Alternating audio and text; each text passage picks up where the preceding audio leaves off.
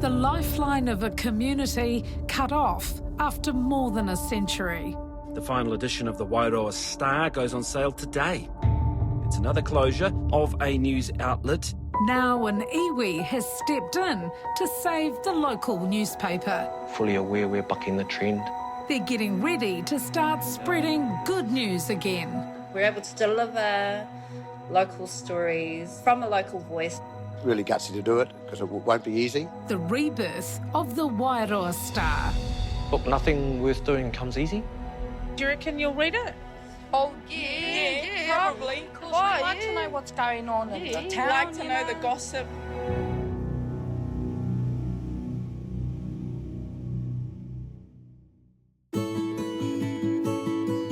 Well, to me, it's home, right?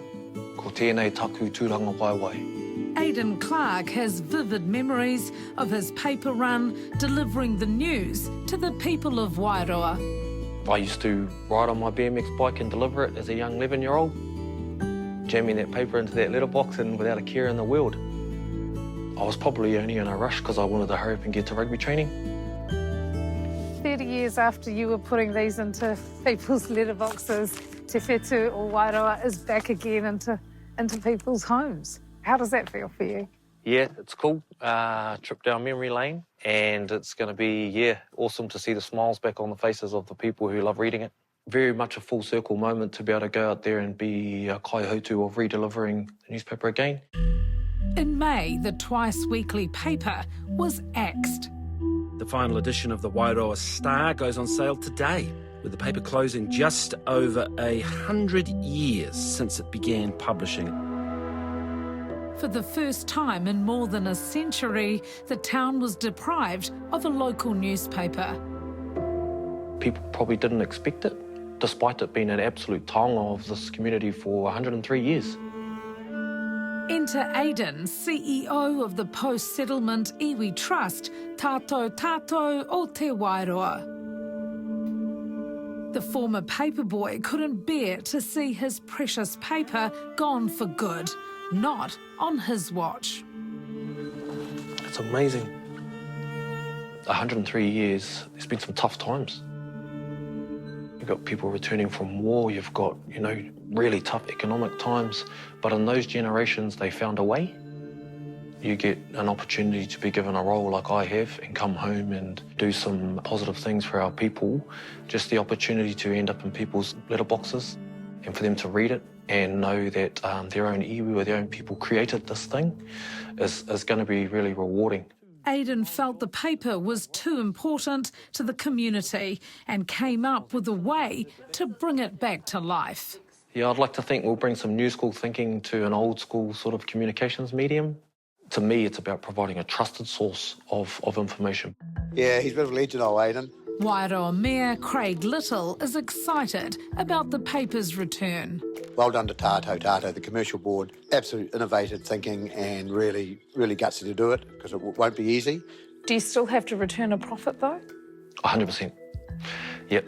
My role as kaihotu of our commercial entity is to protect the pūtea and grow the pūtea.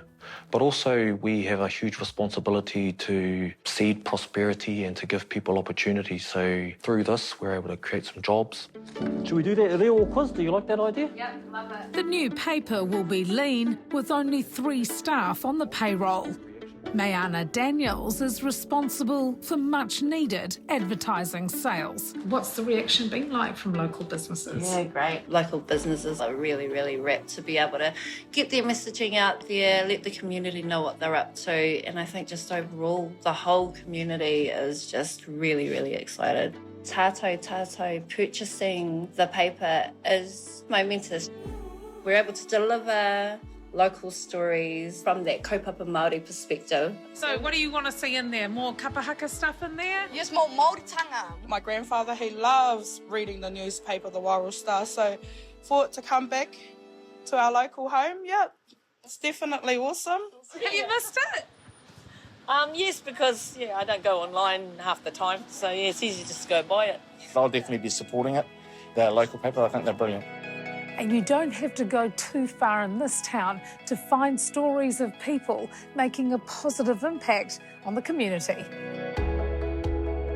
People like Jamie Cox, who's been selected as assistant coach for the under-19s, headed to the World Boxing Championships in Colorado this month. I wanted to learn more skills that I could bring back to our gym. For over 20 years, Jamie's been offering free boxing classes for kids of all ages. Jab first, good boy. It's made a difference in their lives. You know, they've learned values and discipline. The gym's success stories have featured in the Wairoa Star in the past and will no doubt have plenty more for the new once-a-week edition. Well, Wairoa Star is Wairoa, really. We're an isolated town, you know, we'll have our own set of issues, but having a community newspaper, that really helps in holding everything together. It's, yeah, a bit of a glue, I suppose. Back on Aayden's old paper round, there's more good news to share. 43 new affordable homes are being built here. This used to be an orange grove, so Tātau Tātau purchased this for the whole purpose of activating this housing. It's a long time since you've seen a development of this size, but much needed. You've got to be pretty proud of this. Extremely proud, yeah.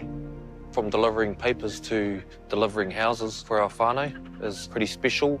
And then now the opportunity to ensure that that newspaper carries on the legacy, yeah, it's pretty cool.